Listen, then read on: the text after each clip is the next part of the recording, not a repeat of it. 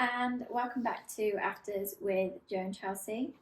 We are very excited to be moving on to a new topic, fermentation. Yep. I think this is one that not many people will really be aware of. No, maybe. not at all. No. I mean, I didn't really know about it until probably about a year ago. Yep. Really understand what it was and what it's for. Yep. So looking forward to sharing this one with you guys. I'm also going to try to speak more clearly and a better volume. I've been given my feedback by the producer, I should say. So I will be speaking more eloquently. Oh, nice. Is that the right word to use? Eloquence? No, am I making something up? Probably. Eloquently. Yeah, I don't know actually. What's that word even mean? When you properly pronounce your words and syllables. You have proper pronunciation. Here we go. Well, yeah, that's good.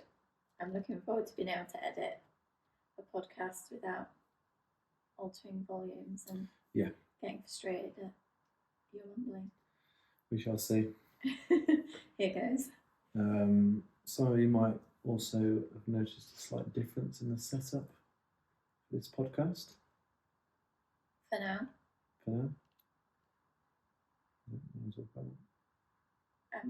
I think you want to talk about that. Well, we're very excited here in Dubai. We've just bought our first sofa together. So I'm sat on the comfy sofa. I'm sat on a chair. Yeah, I've got the uncomfy chair. You have. All good though, isn't it? Yeah, we're absolutely in love with this new sofa, aren't we? Excited things as you get older, you get excited about different, more mundane things. But yeah, like the highlight of our weekend, sofa delivery. Big deal. New sofa, big deal. Yeah. This could be with us for a couple of years now. A couple? You never know. You mean like 10? Yeah. Anyway, so fermentation. What is fermentation? Fermentation is the transformative action of microorganisms. It's a very plain definition. So microorganisms do things to food to change the state of that food, whether it be how it looks, the taste, creating different reactions, chemical reactions to basically transform a food into a different state. Okay. So I think something that we need to get really clear to people with this episode is people need to realise that bacteria can also be good, not just bad. Yeah, I think that's a really good one because I always thought that bacteria was bad, and that kind of seems to be like a generalisation of growing up. Yeah, massively. But it's not as if you've got good and bad bacteria. Well, yeah, you're probably the same as me. As soon as you hear the word bacteria, like, oh, that's illness, that's people getting ill. Yeah. Kill the bacteria. All these cleaning companies and food safety organisations that try to kind of kill the bacteria so you're safe. But fermentation is what a lot of things we keep finding out about has been going on for a very long time, and it's for a positive reason. It's not to try and put people at risk of getting ill. Yeah. It's there for a benefit. It's to help. So why should I care about fermentation? Like, what's it going to do for me? A number of things, really. It's probably the oldest thing we have used as humans to preserve food, so keep food longer than it's kind of supposed to stay edible for. And in the process of you fermenting something, you have to change the state of it. So you might have produced we might have got milk from an animal, but for that milk to stay healthy or to be able to digest it and not get ill from it, you have to go through a fermentation process to keep it going for a longer time. And that was where things like kefir was kind of made, yogurt's been made. Yeah, because I suppose back in the day you would never have had fridges, would you? So it's, no. That's how you preserved food. Yeah. But that's kind of got lost over time because we have fridges, we have not very great ways of preserving food. Yeah. And that's kind of been pushed aside. Preservatives, yeah. I think as well we need to make it clear that fermentation isn't you getting a product or a type of food and you being like, oh, it needs to last forever. It's just what people have developed over time as a natural process to make it last longer. No one's getting a piece of meat, for example, and going, right, I need to ferment this so it lasts forever. Yeah. People have cured meat, that's a type of fermentation, to make it last longer, but some food just doesn't last long, and you've just got to accept that. But people have just been pushing the boundaries, should we say, to try and get food to last longer. And in the process of doing that, people have started to find so many benefits of how that fermentation works. So by fermenting foods, we are introducing a lot of good bacteria into our bodies. Correct, yeah. We've obviously started so obviously links into like gut-friendly eating and lifestyle and all the rest of it, which we've kind of started over the past couple of years. And I've definitely felt a difference with like the bloating and things like that. But why? Firstly, why is it not talked about a lot? And secondly, like, why do you think that the good bacteria does so much for our bodies, and yet it's called bacteria? Answer to the first question, I think people don't talk about it anymore because we've become in the part of the human race we're in the history of our human race, we've become so focused on the convenience of food. So for you to ferment something, it's not instant, it takes time. Now people don't have time to do that for their food, so therefore they want something quick that's at the shop and it's ready to go. So you can buy fermented food at the shop, fermented foods, things like yogurt, milk, kefir. Bread is fermented because it's made with yeast. That's a fermented food. Coffee. Fresh bread as well. Yeah. Like cured meat, as I said before. Alcohol. This is all fermented food. Yeah. So it's been around for a long time. And to be fair, like we started, and we still do buy some fermented food from the supermarket, but it is a more convenient way to start. Definitely. And then that's kind of like the solution while you're fermenting your own stuff. Yeah. When you say the word fermentation, people think what I thought. Oh, you've got to be a hippie and like go and do all this weird stuff with vegetables in your garden. You want to see my cupboard with all my fermented foods? That's the kind of like picture you get. Oh, you're vegan, aren't you? Or you're vegetarian, or you don't do this. And it's not like that. You just start to think about what we've done is we've thought about our health first and seen the impact it's had on our gut and our health. So we've then started to try a little bit more. We've started to make our own sauerkraut. And let's be honest, we're probably not making our own because the stuff that you can buy in the supermarkets also got an element of preservatives in it. We started making our own because it's way cheaper. Oh, so much cheaper. Like if you spend, I don't know what we're spending, maybe like £4 or £5 on a jar of sauerkraut. Mm. And like £8 on a thing of kefir. Yeah, and like we could make our own with just a cabbage, and we had salt anyway. Yeah. So it was more of a like, wow, we are actually buying this a lot, and we could be making it ourselves and saving a lot of money. Yeah. definitely. So that's kind of where it came from. But there is that added benefit that there are an element of preservatives that they add into these jar supermarket alternatives because they do need to last. Yeah, and that's where we differ on this podcast, is because we're trying to do it from such a, we'll say, authentic place or natural place. But everything that's being sold in the supermarket, to an extent, they are kind of going off course a little bit because it has to be in that supermarket for a certain amount of time.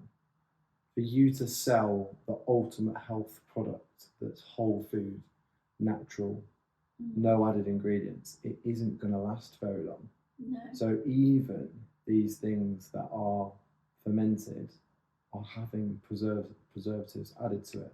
By the time it gets on the shelf, by the time it gets to your cupboard or on your plate, those microorganisms that have been created and all that bacteria has probably died by the time you get it. So it's not going to give you the benefit that so the good bacteria content is not going to be as high as if you just make it yourself. Also, the diversity of microbes in that food would be very low as well, because they don't want to create too many, because there's going to just be so many wasted and die off. So when you do it yourself, you're free to put what you want into it, which might lead on to the next point of how safe is it to do it yourself. Well, I mean, we've just finished our first batch of our homemade sauerkraut. Yeah. And we tried that the other night, didn't we? And it tasted really good. I thought it tasted like the same sourness as the supermarket ones that we've bought. Yeah. So I was really pleased with it. And how long had that been out? Like 4 weeks, 5 weeks. Yeah. You did say to me, if there's any mould on it, you just scrape it off, which I was a bit like, what? But then there is something in that, isn't there? Yeah, I mean, if you're doing something like sauerkraut, which for people at home who don't know what that is, that's basically you get a form of cabbage and you put it in a jar, you slice it very thinly, so you try and increase the surface area, and then you add salt to it, and that's it. That's all you're doing. You're just salting a vegetable, and then you crush it. Who's that salt guy? Salt Bay. You crush it, and so it releases it breaks down the walls of the cells in the vegetables, and then it makes a lot more liquid, and you're meant to stick the vegetables into the cabbage in its own water with salt, and you leave it in a warm environment to ferment over a longer term. And that's all it is. It's as simple as that. So why is it not dangerous if mould grows on it? So the mould, as long as the mould doesn't go all the way through it, which it won't, because it shouldn't be able to survive in the water anyway, because it's becoming acidic, so it should kill off the bad bacteria. But on top of it, where the oxygen's getting to it, that might grow some bad bacteria. But as you can see, like when you get food that goes off, like it goes green or it goes like a different colour, that is the extent of the mould. That's the extent of the bad bacteria. So that like green stuff that grows, that's bad bacteria? I believe so. I might be wrong, so it might call me out. But yeah, just scoop it off. Now, we were speaking about this before we started filming. When you were younger, people at home as well, if you had something that was gone off, in my household, my mum would like get rid of it. Tiny speck of mould, you just throw it in, wouldn't you? The whole. And my nan always used to, especially with things like jams and stuff like that, just literally scrape where the mould was. Just scrape it off. Go, carry on. And I would always be like, what the? Yeah. Shout out to Chrissy T. He loved a bit of food with mould still on it. I think he got that from my grandma. She was very much fermentation person. I think she used to do it. She was from Poland, so she used to grow her own. Oh, and your dad does like a lot of like sauerkraut, pickles, and things like that. Stuff, doesn't he? That's probably where it comes from. But yeah, there's such a bad stigma around food going off that it's just ruined. Like, yeah, it does ruin the taste, it does ruin the texture a lot of the time. But think about what that bacteria, or not bacteria, think about the extent of that to the food. Yeah, well, when you're fermenting things, you are changing the way it tastes. Yeah. That's the whole point, isn't it? Because you're allowing that good bacteria to grow, and that usually produces quite a sour taste. With our kefir, we'll talk about this in the next episode a little bit more, but you do start to question, are you doing it right? Yeah, I've probably Googled it like we've Googled it, we've got a fermentation book, and it doesn't say anywhere about the kind of risk of you getting ill from what you're doing. The only time I've heard about fermentation there being a risk is with meat. Cured meat, isn't it? Yeah. Because there is a potential. The conditions just have to be so perfect, and it's such a exact science with curing meat that there is the potential for you to grow a very apparently life-threatening bacteria. So the whole cured meat industry is very on it with the safety regulations. Very specific, isn't it? But with the stuff that we're doing at the moment, you can't really go too far wrong. No. And it's just so easy. I can't believe how easy it is. And I made a comment to you, didn't I, the other day? Like, our fridge now just looks like a whole hoax of like loads of different homemade concoctions. Yeah. I remember, like, I think especially like my nan, and you know, when you go visit like family members' homes and you look in their fridges and you just be like, why is there so much stuff that just I'm not familiar with? Like, you're familiar with, like, so I don't know, your jams or your sauces or whatever, and you'd always look in these cupboards, you'd be like, and all these grains, and I remember seeing like nuts and seeds, and I'd be like, what is all of this? Yeah. And that is literally what our fridge and cupboards are like now. Yeah. And look, people at home will be like, oh, it's all right for you, you've got all this time, you've got this lifestyle, like you've got all this knowledge of what it is.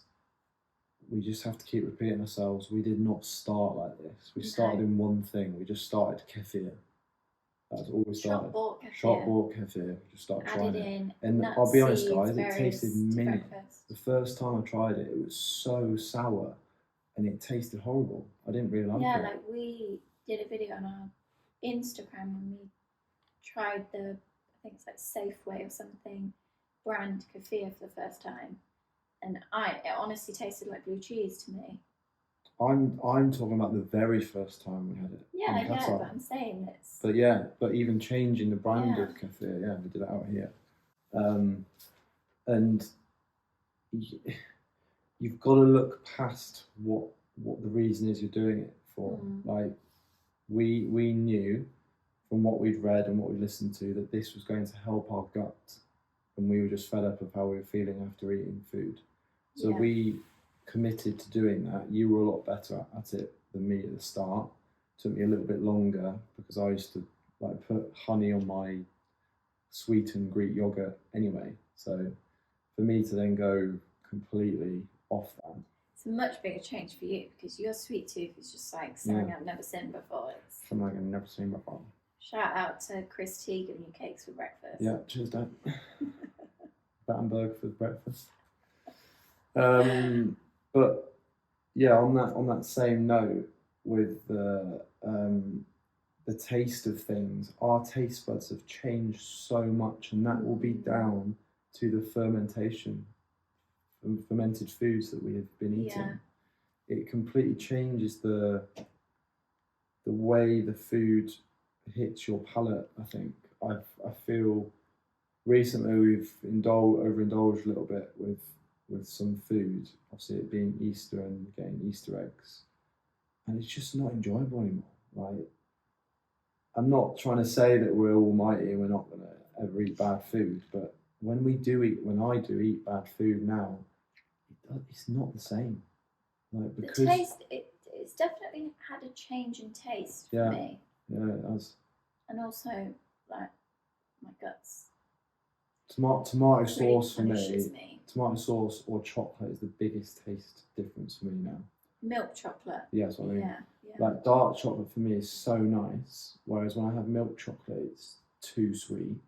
And then when I had tomato ketchup the other day, Heinz tomato ketchup tasted so sweet. Like, compared to what it used to taste like, because of me changing the things I'm eating.